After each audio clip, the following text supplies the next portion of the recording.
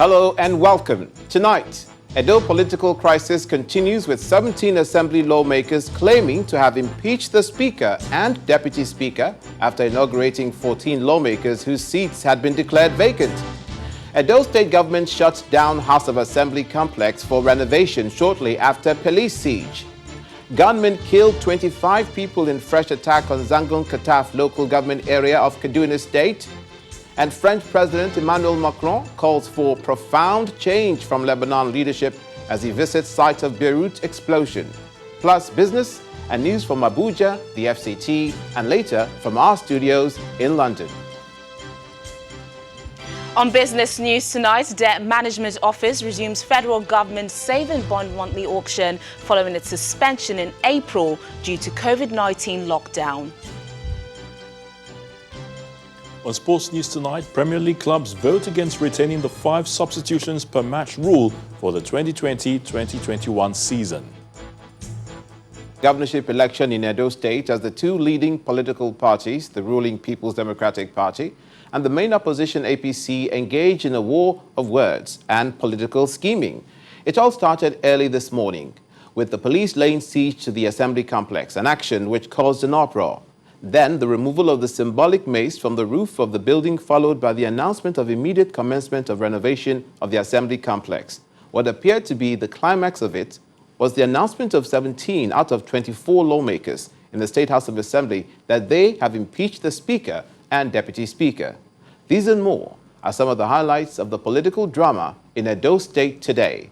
And that's where we take off from.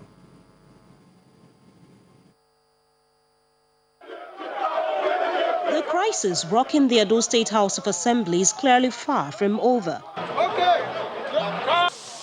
Few hours after the dramatic closure of the Assembly complex for renovation, 3 members of the Assembly and the 14 lawmakers-elect gather for a sit-in at a different location in Benin City.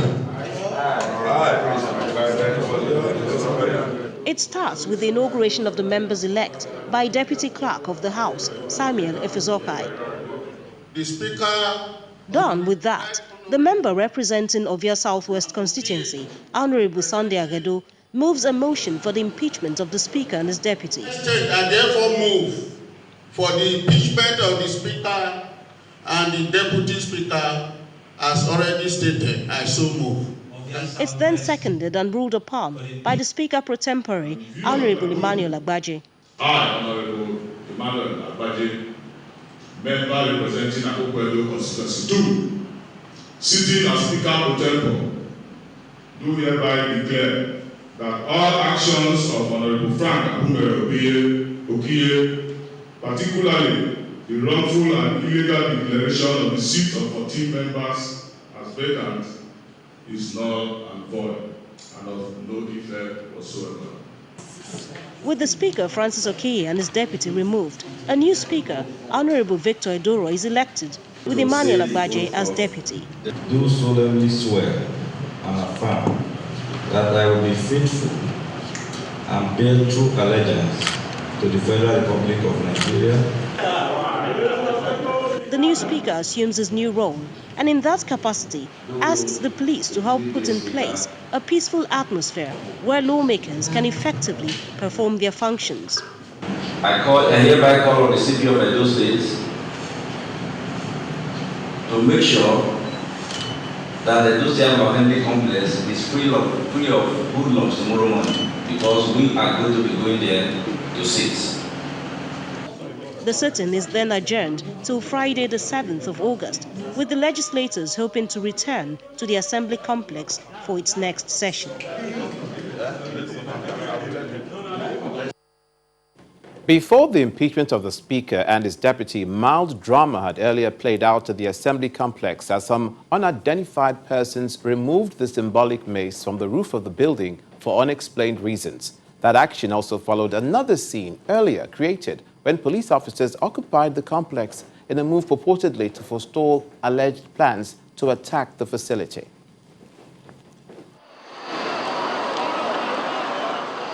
Edo residents wake up to an unusual sight. The Chief Anthony and Nahoro complex, which houses the State House of Assembly, is occupied by the police. Tension rises as a group of people troop to the area. In no time, supporters of the governor make their presence felt. They insist that democratic principles must be upheld. We are under the rule of law. Yes, nobody can just wake up and want to come and destabilize a state that is peaceful, a state that is going on smoothly. The government is on course, the House of Assembly is on course, they are doing their constitutional duty as prescribed in the Nigerian Constitution. While the commotion persists, a truck empties granite at the entrance of the house, said to be undergoing renovation.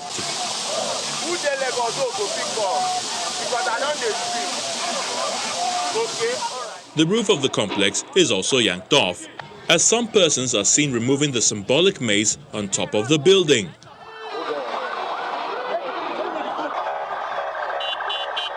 Governor Godwin Obaseki then makes an appearance as he joins the Speaker of the House, Frank Okie, at the complex. The Speaker insists that the laws cannot be circumvented and that attempts to forcefully take over the House will fail. We are doing some renovation here, and for that reason, we relocated to our old chamber. We have an old chamber that we normally would use under emergency, which we are doing. Now, for anybody to think that it can create a government inside a government, I believe all of you know that that will be treasonable in terms of offense, and it will be resisted. It's unacceptable to us. Governor Obaseki vows to protect the lawmakers and security of the state. Nobody in this country is above the constitution of our country.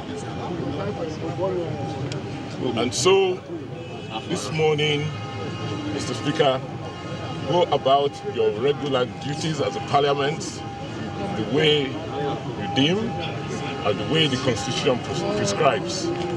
For us as the executive, we will use all the instruments available to us constitutionally to protect you and to protect the state. The Speaker of the House, in the presence of the Deputy Governor, Philip Shaibu, also clarifies that remodeling work had been approved for the complex and is ongoing. When we relocated the legislative chamber, the old expo chamber at Osadebe Avenue, very close to the government house, we did say that renovation work was going to commence. All eyes are now on the political drama unfolding in Edo State, and the direction it all plays out in the coming days may well determine how the governorship election will pan out come September the 19th. Staying with the Edo Assembly crisis, the Assembly crisis has also triggered a war of words between the two political parties, with the Edo State chapter of the People's Democratic Party commending residents of the state for resisting what it calls the failed takeover of the Edo State House of Assembly by the former national chairman of the APC, Adams Oshomole, and his supporters. A statement by the State Publicity Secretary of the party says, Edo people today spoke with one voice as they displayed total commitment and loyalty to constituted authority, the rule of law and democracy, as they answered the call to occupy the assembly complex. While calling on all well-meaning Edo people to continue to reject APC and their plans, as was demonstrated today, he also advised the security agencies to be vigilant and proactive and not allow themselves to be used to perpetuate any agenda that will lead to chaos and mayhem. He further asked the President, Muhammadu Buhari, to call on the former governor of Edo State, Adams Oshomole, to call him to order, as he alleges that Mr. Oshomole's utterances have been provocative and inciting. In response to these allegations, the APC's Media Campaign Council for the Edo governorship election dismissed the claim by the Edo State government that its leadership ferried police from Abuja to block the Edo Assembly complex. In a statement, the party claims that it does not control the police and that the state governor, whom it alleges is responsible for numerous other sieges on the assembly complex, is in the best position to tell the world who is behind the police blockade on the assembly. The statement reads in part, he has ordered the vandalism, ruin, and destruction of the assembly complex under the pretense of a renovation exercise out of fear that his illegality formed assembly of just 4 members will be overturned and replaced with a more representative one. The APC also alleges that out of an assembly of 24 members, 19 members have backed out of what they describe as Governor Obaseki's illegality and declared their support for the APC. It adds that it's against common logic and all principles of democracy for the governor to claim to have an assembly of just 5 members out of elected 24. Meanwhile, the presidential candidate of the People's Democratic Party in the 2019 elections, Alhaji Atiku Abubakar, has also been reacting to the ongoing crisis in the Edo State House of Assembly. Alhaji Abubakar said in a series of social media messages, in his words, Nigeria has been on the edge due to the brinkmanship of those charged with democratic leadership, and we must, as a nation, not escalate the already tense atmosphere in our polity. He further explains that the current goings-on portends grave danger not only to law and order in the state, but in the coming Edo elections. Alhaji Atiku Abubakar further said that the people of Edo State should be allowed to choose who they wish to govern them, and that choice is to be made on September 19, 2020. Pending then, everything legally possible must be done to preserve the status quo. Meanwhile, the electoral umpire, the Independent National Electoral Commission, says it will suspend the Edo and Ondo governorship election process if the actions of political actors lead to a breakdown of law and order. INEC said in the statement, after a meeting with stakeholders involved in the election, where they deliberated on a number of issues, including preparations for the polls. The Commission says it observes with deep concern the escalating levels of violent action and incendiary statements by political parties, candidates and their supporters in the run-up to the election. It says these actions include destruction of opponents' campaign materials such as billboards, violent campaigns and use of offensive language. INEC warns that it will not shirk in its responsibility to enforce the rules of the game, warning that they must on no account underestimate the resolve of the Commission to enforce the rules and regulations and apply appropriate sanctions against those who choose to break them.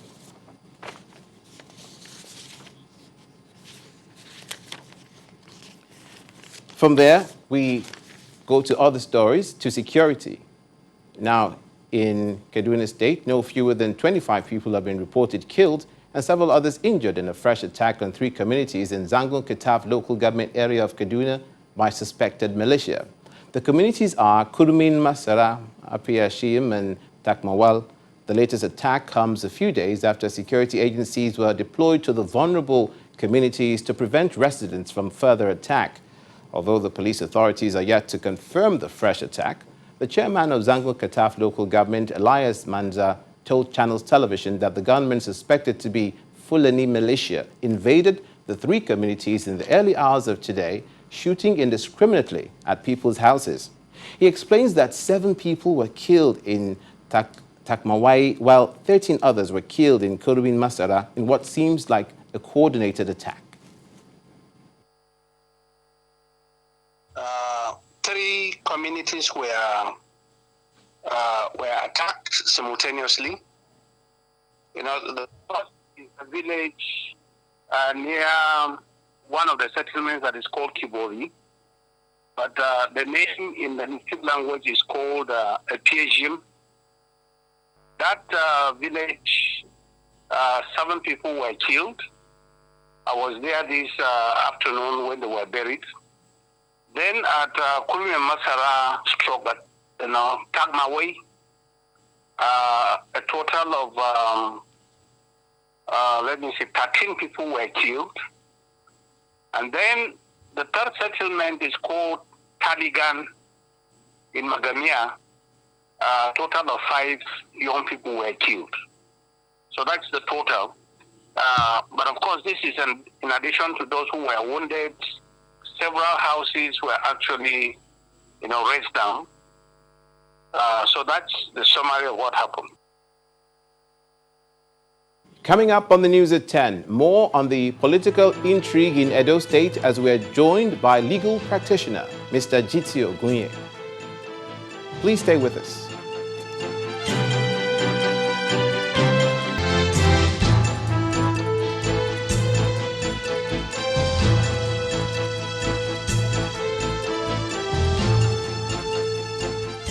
Welcome back. If you've just joined us, you're watching the news at 10, live on Channels Television, Lagos. A reminder of our top stories. Edo political crisis continues with 17 assembly lawmakers claiming to have impeached the Speaker and the Deputy Speaker after inaugurating 14 lawmakers whose seats had been declared vacant. Edo State government shuts down House of Assembly complex for renovation shortly after police siege. Gunmen killed 25 people in fresh attack in Zangon Kataf local government area of Kaduna State. And French President Emmanuel Macron calls for profound change from Lebanon leadership as he visits site of Beirut explosion.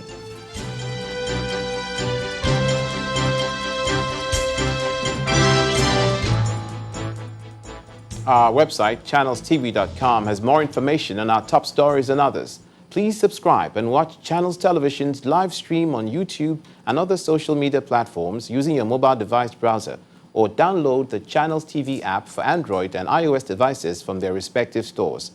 You can also watch us via your smart TV platforms on Apple TV, Android TV, Fire TV, and Roku.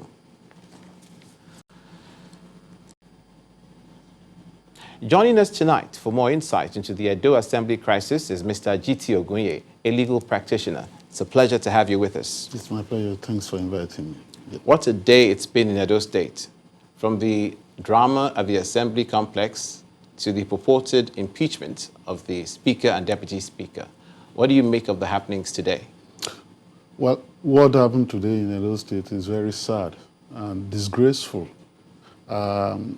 It is an act in totality that portrays the democratic process in bad lights. And that shouldn't be happening. Not in 1999, not in 2020. So it's so shameful and disgraceful. And that ought not to have happened. Now, the impeachment of the Speaker was done, previously we heard it was at a private location. Later we heard it was at a particular estate. What are the legal implications of this? Well, right from day one, we've had comedy of errors. It shouldn't have happened in this country that a governor of any state, by his own will and caprices, will prevent the total number of a 24-member House of Assembly from convening to freely elect their leadership. That's what happened. And that set the tone for all the comedies of errors that we've seen in Edo State since then. At a point... Are you referring to the previous administration now? No, this particular administration. At a point, I'm talking about the inauguration of the House. Yes. That took place, allegedly, in the State House in Edo State, not in the legislative chambers, in the night. That's the foundation of this ugliness that we're witnessing today. It shouldn't have occurred in any case. And so we then had a situation whereby for over a year now, 14 members of the House, 15 members of the House couldn't sit with their colleagues. That shouldn't have happened. And so once that tone was set, we then started having all sorts of things. The National Assembly wanted to intervene at the stage. They were encumbered by a court, and political desperados who were saying that they were, improving on the rule of law, but it was patent that they were only improving on the rule of desperation. So we had those things happening before today. And so what we've seen today, therefore, is that we had a faction of 15, 16, 17 members meeting not in the House where they should meet, and where the Supreme Court has said in the case of Inokoju and Adeleke, involving Senator Ladoja, where legislators met in the Rovans Hotel at Ring Road in Ibadan to purportedly impeach the governor, that they should meet in the House. So they are not meeting in the House, and they could claim that they were forced to hibernate somewhere to go and meet, and then they claimed that they had impeached the Speaker. But the Speaker they claimed they had impeached was also elected by 6 or 7, 8 members, which is an oddity. And so my view in totality is that this shouldn't be happening. Is there any legal consequence of that? The legal consequences will become more manifest if there are litigations, by the parties, seeking the pronouncements of the court on this matter. But these issues largely have been settled in cases. I mentioned the case of Inokoju and Adeleke relating to the impeachment of a governor, Section 188. But even in those cases, and the other one, Diampi and Long and Dari, also reported in 2007, 8 Nigerian Weekly Law Report, part 1036. All these issues are clear. When you're talking about quorum, it has to be the quorum of all the members. When you're talking about regulation of proceedings of the House, it has to be done fairly and properly, and so on and so forth. All these issues largely have been pronounced on by the courts, but politicians will not take heed. Let's look at the assembly complex. This is not the first time police will be deployed to the assembly complex under controversial circumstances, if you like. What should be the role of law enforcement agencies in situations such as these? Well, let me just quickly say that when politicians want to exercise raw and naked power, niceties and sanctity of the law become a miserable casualty. Politicians are too desperate in this climate. And law enforcement, properly directed, can intervene to save the day. For example, when the House was prevented from meeting, the law enforcement agency could provide security to ensure that all the members of the House meet. In 1962, we had a situation like that in Ibadan before the declaration of a state of emergency, when policemen, were deployed on the precincts without entering the chambers. That could have been done today. But what we had today was a melee. There was a purported renovation being carried out by the executive, apparently, dumping of sand, removing of roofs, and all that. I mean, scandalous. And this shouldn't be happening, obviously, to ensure that there was legislative paralysis. That shouldn't be happening. No executive branch of government should be powerful enough to pocket a legislature or disrupt legislative proceedings, because the principle of check and balances, oversights, and all that, and representation of the electorate, all these will be thrown to the dogs. And this ought not to happen in a democracy. For me, what is going on in Edo State is sad. It shouldn't be happening. And politicians, law enforcement, government at the federal level should work together, political parties, to ensure that this foretaste, this rehearsal for mayhem is nipped in the bud, so that the election that is coming on the 19th of September will not be, truncated. Right. So if I may interject here, it appears that from reports that all this that is happening is a prelude to alleged attempts to impeach the governor. What do you think? Governors have been impeached in the past. That's why I talked about desperation, and I choose my words carefully. Even at the risk of being impeached, no governor should be too powerful to interfere in proceedings of the House and subvert the House for fear of impeachment. But Abe Musa was impeached in this country. So what happened in Kaduna thereafter? So those who impeached him, where are they now? Did that save the Second Republic from collapsing in December 1983? Politicians should know that there is life after power. If I were the governor, even when I suspect that I may be impeached, I should trust the democratic process enough to allow the process to go on, so that if I'm unlawfully impeached, I can get secure remedy. In those states recently, the deputy governor was to be impeached. What happened? The judge in the state said, no, you can't do it because you don't follow the due process of law. Ladoja was impeached. What happened? The Supreme Court intervened and saved the day. We must trust the democratic process enough, particularly politicians who are the immediate beneficiary of this process, by occupying positions, spending money and all that, and presiding over our country. They must trust the process enough to allow it to function and work. Thank you so much for your opinions and your time on the News at 10 tonight on this issue. Yeah. Now we join our studios in Abuja for more stories. Here's Linda Ahigbe. Hello, Linda. Hello, Lumide. Welcome to Abuja.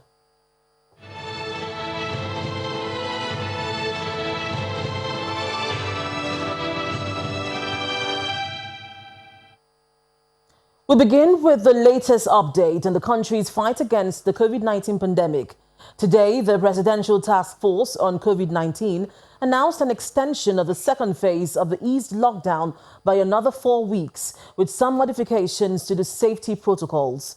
The chairman of the task force, Mr. Boss Mustafa, notes that the modifications to the protocol is to address the country's economic, socio-political and health concerns. He believes this would also help government achieve plans to gradually reopen international flights operations.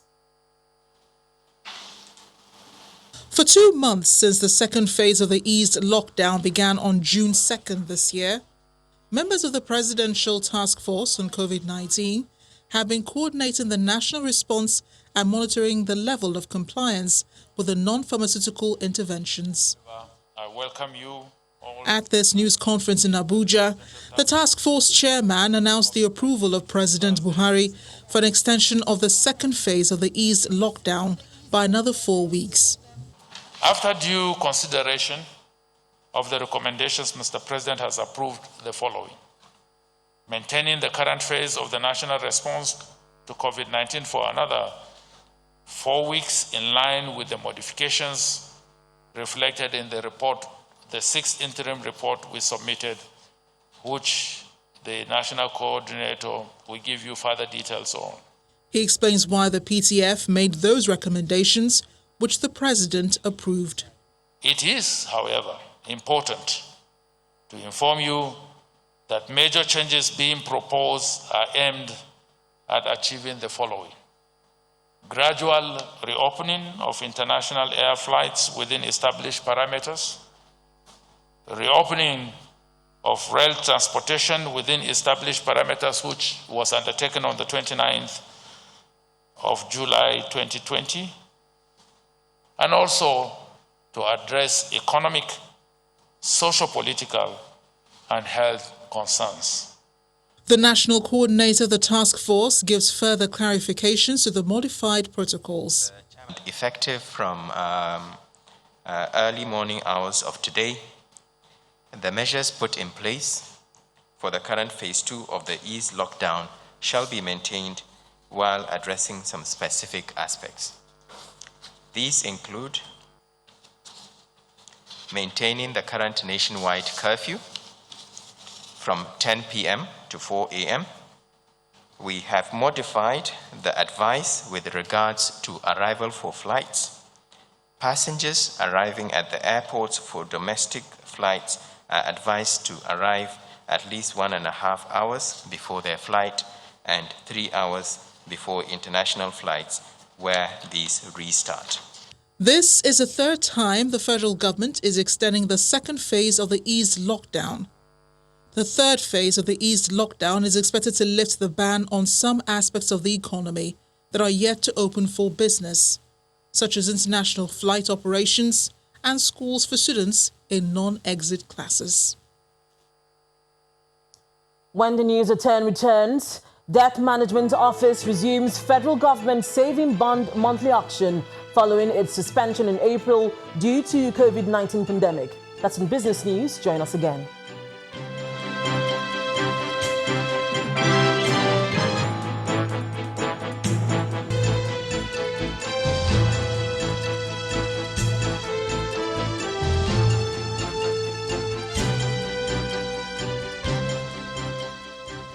Welcome back to the news at 10, coming to you live from Abuja. Nigeria's private sector-led coalition against COVID-19, COVID, has formally announced the flag-off of a nationwide distribution of multi-billion naira food palliative and other relief items to mitigate the effects of coronavirus pandemic on vulnerable Nigerians. COVID is assuring that the resources of a coalition, which are contributions of private sector operators, will be audited to ensure transparency and accountability.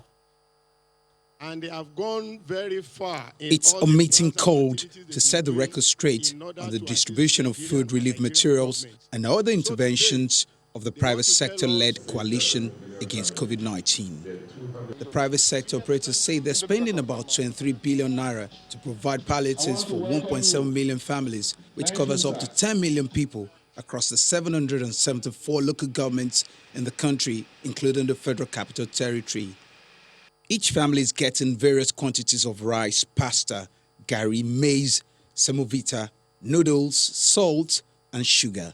The coalition says it is working closely with the state governments through the Nigerian Governors Forum to ensure all targeted families are reached based on an agreed distribution schedule with a good effort to rid the process of any form of partisanship. On the 2016 population survey, so depending on how many people you have in your state, proportionately you would get an allocation. So for instance, a state like Abia, let's start with the first one, which in 2016 had a population index. Population index of Abia State was 1.9% of the population of Nigeria. That amounts to 32,105 households. These 32,105 households have received and will receive food worth 408,690,700 naira. So for us, we are not partisan. We don't care what party any state is from. We just want to make sure that every single thing you're seeing there is delivered to the people that really, really need them. And then if you remember, Zora had mentioned that we have our team. Then we have a separate team as well, a monitoring and evaluation team. There's an independent body. There are also non-food interventions, which includes the donation of more than 300,000 test kits to different states of the Federation. We have isolation centers in 36 states, including FCT. Not one. So we have 36 functional seats. So please, we are just being precise. And also as private sector operators, we are open and transparent. While the food distributions are ongoing across the nation, the coalition hopes to intensify its grassroots awareness campaign against the virus with emphasis on hygiene and other public health safety precautions. Popular Nigerian singer and songwriter Azeez Adesina Fashola, also known as Naira Marley, has been arraigned by operatives of the State Criminal Investigation Department, Yaba, for alleged violation of a cessation of movement and interstate travel order in Lagos. Naira Marley was arraigned this afternoon alongside his manager Sheyi Awonuga at the Lagos State Special Offences Mobile Court, Oshodi, on one count of breach of cessation of movement and interstate travel order. The accused persons have pleaded guilty to the charge and were awarded a fine of 100,000 naira each by the presiding magistrate. The suspect, in total violation of the lockdown order, embarked on a non-essential travel from Lagos to Abuja and back to Lagos on June 13th through the Murtala Mohammed International Airport, Ikeja, for a musical concert in the Federal Capital Territory, Abuja.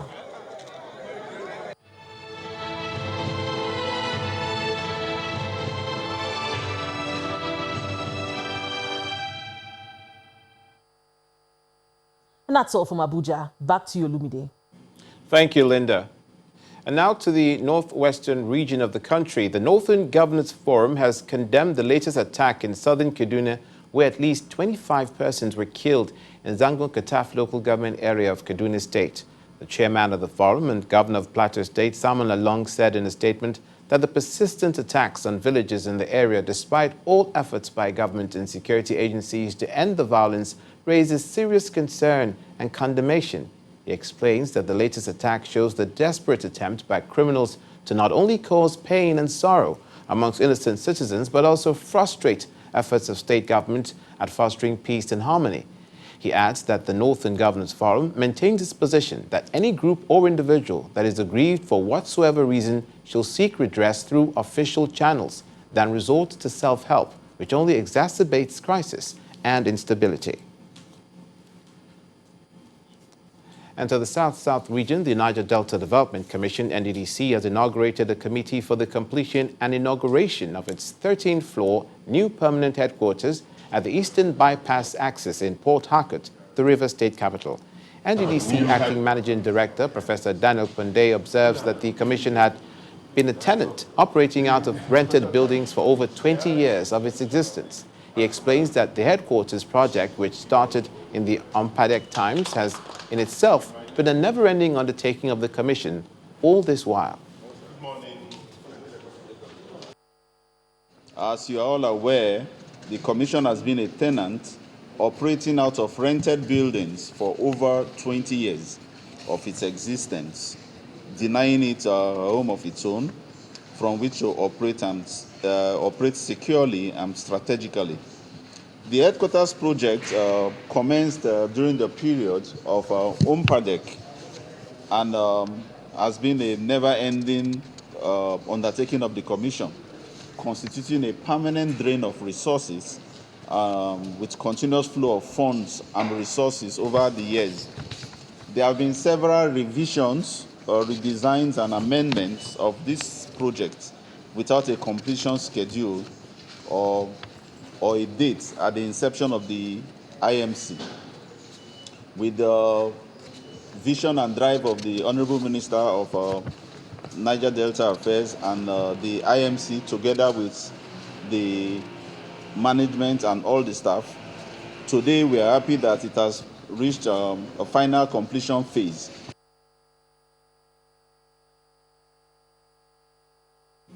Green Eagles Agribusiness Solutions Limited have launched the Green Wealth Project today in Lagos. The project is an agricultural initiative with an objective to achieve food security, export prominence, and sustainable wealth for subscribers. Announcing the launch of the project to the media, the company highlights the potentials in agribusiness, which they believe can contribute about 402 trillion naira to Nigeria's GDP. Like 1,000 acres. To achieve the goal of the project, Green Eagles Agribusiness Solution Limited hopes to facilitate the establishment of integrated farm estates in strategic local governments in the country. That creates an ecosystem that allows everything a farmer needs to produce the right quantity of produce at the right price and get it to the right consumer at the right price at the right time. Annually, Nigeria spends so much on food importation, and with the declining foreign earnings, agribusiness promoters believe COVID-19 has provided an opportunity to look inwards and avert a major food crisis. The statistics that we have from a few years back reveals that Nigeria spends, we Nigerians, we put together as much as $22 billion. That's about $8 trillion. Naira, I believe. We put that together every year and ship it abroad to power foreign economies. Now that we are forced to look inward, we spend that money as soon as possible before it's depleted because of the economic crisis. And that can bring about unprecedented economic productivity and, of course, profitability. Processing units. The project has investment opportunities, and the company assures an annual return of 30% to sponsors. We would only be expecting monies that are not having anything to do with crime or money laundering or anything. So basically, the only criteria is you are a Nigerian, you are interested in the Nigerian project, you are you have the money and you believe in what we're doing. Standing together with a united sense of purpose, the management of Green Eagles Agribusiness Solution invites everyone to be part of the project, which they believe will in the end improve the economy. Let's get up to speed with business news. Here's Teniola Shobowale.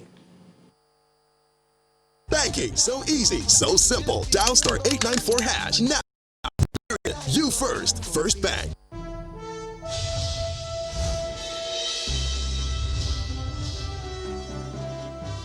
Today, welcome to Business News. The Debt Management Office says it has resumed its monthly offers of the federal government's savings bond with effect from this month. This comes as economic activities in the country begin to pick up following the gradual easing of COVID-19 restrictions. In a statement released today, the DMO says the offer for subscription of the sovereign debt instrument will open to investors on Monday, August the 10th and close on Friday, August the 14th, 2020. The DMO suspended the FGN savings bond auction in April after the federal government placed lockdown on movement and business activities in efforts to curb the spread of the coronavirus in the country.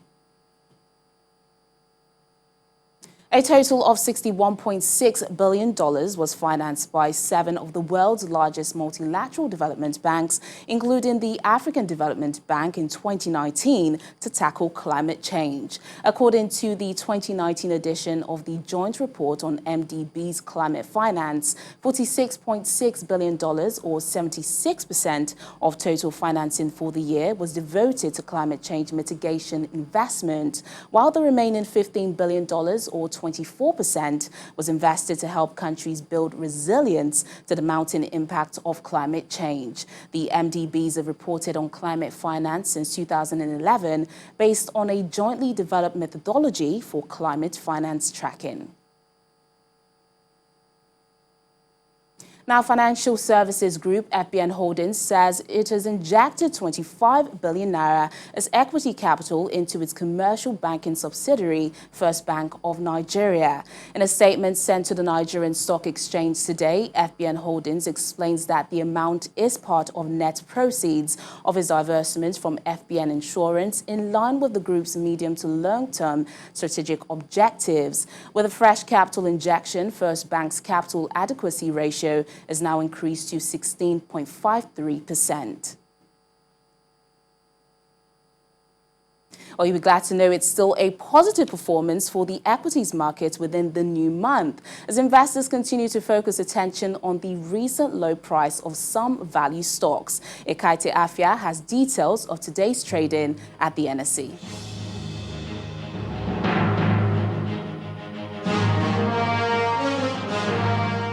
Hello and welcome to the Stock Market Report. So you can say the month of August is really getting off to a good start for investors at the domestic stock market. It has maintained the winning streak seen in the last 3 sessions within the new month today, in line with analyst expectations after more bargain hunting activities helped lift the share index higher by 0.19%. Now, the latest gain means that additionally 26 billion naira is added to the market's total value, which crossed back to the 13 trillion naira level it lost about 2 months ago.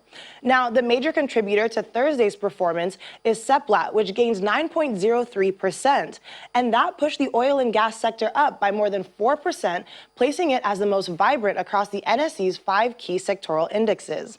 At the same time, shares of MTN Nigeria and 18 other gainers added support to the uptrend, while the shares of Union Bank and 9 other equities recorded some profit taking. Although the volume of shares traded today were lower by more than 60% when compared to Wednesday's session, traders say they remain optimistic that better days are still ahead for the market. Thank you for joining us for the Stock Market Report. I'm Ekaite Afia.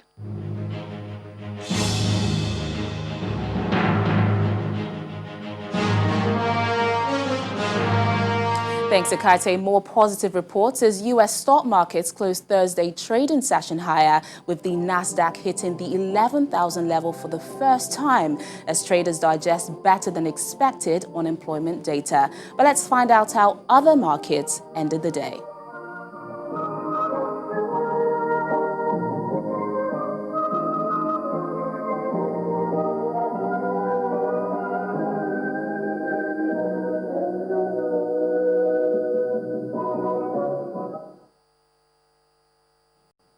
And that's business news tonight. It's back to you, Olumide. Banking so easy, so simple. Dial *894# now to experience it. You first, First Bank. Thank you, Teniola. Still ahead on the news at 10, French President Emmanuel Macron calls for profound change from Lebanon leadership as he visits sites of Beirut explosion. Plus, more stories from our London studio on Around the World.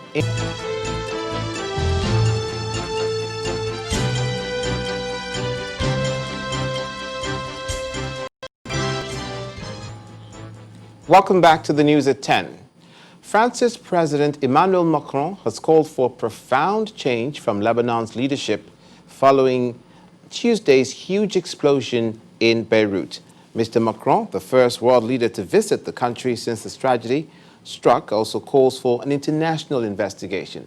For more on this and other stories, let's join Simon Pusey in our London studios in Around the World in 5. Good evening and welcome to the Channel Studios here in London with your international news around the world in 5. People in Beirut have expressed anger towards the government over what they say was negligence that led to Tuesday's huge explosion. Residents have come together to remove debris from the streets after the blast, which killed at least 137 people and injured around 5,000 others on Tuesday. But there's growing fury in the city, with people accusing the authorities of corruption, neglect and mismanagement after the president said the cause was ammonium nitrate stored unsafely in a warehouse. This video shows the extensive damage to the hospital where at least 4 nurses were killed, and satellite images show the epicenter before the blast and then the scene of devastation after it. More footage of the effects of the explosion have emerged. Here, a priest in the middle of Mass, which was being live streamed. And here, CCTV in a hotel reception, where curiosity turns to catastrophe. French President Emmanuel Macron has been the first world leader to visit Lebanon in the wake of the disaster. The EU, Russia, Tunisia, Turkey, Iran and Qatar have all begun sending relief supplies to Beirut. The UK has also announced it will send medical experts and humanitarian aid. A memorial ceremony has been held in Hiroshima to commemorate the 75th anniversary of the atomic bombing of the Japanese city during the Second World War. The solemn annual ceremony of remembrance in Hiroshima is normally attended by thousands of people from all over the world. Yet because of COVID-19, there were just a handful of survivors this year, sitting 2 meters apart and wearing masks. Hiroshima's mayor used his speech to warn against a resurgence of the nationalism that led to World War II. Facebook and Twitter have penalized US President Donald Trump and his campaign for posts in which the president claimed children were almost immune to coronavirus. Facebook deleted the post, a clip from an interview Trump gave to Fox News, saying it contained harmful COVID misinformation. Twitter followed by saying it had frozen a Trump campaign account until a tweet of the same clip was removed. US public health advice has made it clear that children have no immunity to COVID-19. France, Spain and Greece have recorded their highest number of new coronavirus cases in weeks, fueling fears of a second spike in infections during the holiday season. France has recorded its highest number of cases for more than 2 months, while Spain has also seen its biggest post-lockdown rise. The increase coincides with the return of hundreds of thousands of people from their summer holidays, often from high-risk areas. Meanwhile, sweeping lockdown restrictions on non-essential businesses in Australia's second largest city, Melbourne, have come into effect as authorities scramble to bring coronavirus infections there under control. The 6-week shutdown was ordered by the government of Victoria after a new round of restrictions in early July failed to curb a rise in infection. That is very concerning, that is very troubling, but it is not unexpected. In the circumstances, these measures will have a very significant cost, and it will impact the recovery path. But the task doesn't change. We get on top of this issue in Victoria, and we band together and we make this work. South African funeral directors have been battling with a surge of demand as the country's coronavirus death toll has risen to around 9,000. With morgues full, one of the country's biggest funeral parlour businesses has turned to mobile mortuaries, run out of shipping containers to deal with the overflow. Forensic advisors have said that South Africa's experience should serve as a warning for other nations as the continent's cases nears 1 million. The government in Somalia has gone ahead with exams for over 34,000 children from 618 schools across the country, imposing strict measures at the examination centres to try to curb the spread of the virus. Schools have been closed in Somalia since March, and millions of Somalian children have no idea when they will be able to return to class.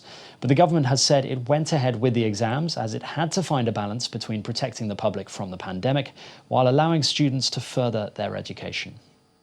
And finally, Windsor Castle, one of the official residences of Britain's Queen Elizabeth, has opened its East Terrace garden to the public for the first time in more than 40 years.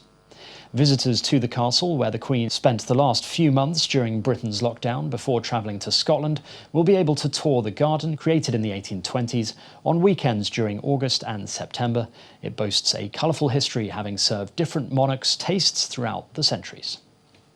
And that's your international news around the world in 5. Now back to the Channel studios in Lagos. Simon, thank you.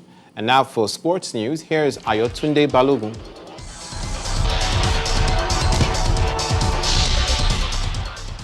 Many thanks, Olumide. Premier League clubs in England have voted against retaining the 5 substitution rule for the 2020-21 season. Following the resumption of the 2019-2020 campaign in the wake of the COVID-19 pandemic, clubs were allowed to name 9 substitutes and make 5 alterations during games to support player welfare. The clubs also approved the implementation of the video assistant referee, or VAR, for the upcoming season in line with the full FIFA protocol. The new protocol will see officials encouraged to use pitch-side monitors more regularly than they did in the technology's debut campaign, specifically for decisions on goals, red cards, and penalty kicks. UEFA has confirmed that Greece, Cyprus, Hungary, and Poland have offered to act as neutral venues for its competition games if COVID-19 related travel restrictions prevent them from being played in the originally scheduled country. The qualifying rounds for next season's Champions League and UEFA Europa League are due to be played between August 8th and October the 1st, but rapidly changing travel restrictions around Europe are making them difficult to organize. The European Football Governing Body said Greece, Cyprus, Hungary, and Poland will also offer a travel corridor so that games could be played without restrictions. Former US Open champions Andy Murray and Kim Clijsters have received wildcard entries to 2020 edition of the tournament. The tournament will take place in a quarantine setting from August the 31st to September the 13th in New York. Murray missed the tournament in 2017 and 2019 owing to injury, while Clijsters returned to action after nearly 8 years away. The United States Tennis Association has announced it will provide $6.6 million in additional relief grants and subsidies owing to the decision to not hold qualifying and the reduction of the doubles draws. Well, these funds will be allocated equally to the Association of Tennis Professionals and the Women's Tennis Association, which will then make the determination of how to distribute or utilize them. In May, the USTA contributed $1 million to an international player relief fund. And that's Sports News. I'm Ayotunde Balu.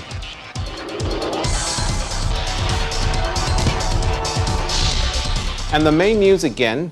Edo political crisis continued today with 17 assembly lawmakers who said they've impeached the Speaker, Francis Okiye, and his deputy, Roland Asoro, after inaugurating 14 lawmakers whose seats had been declared vacant.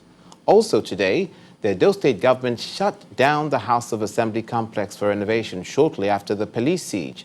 But the APC is alleging that the decision was taken out of fear that the assembly will be replaced with a more representative one.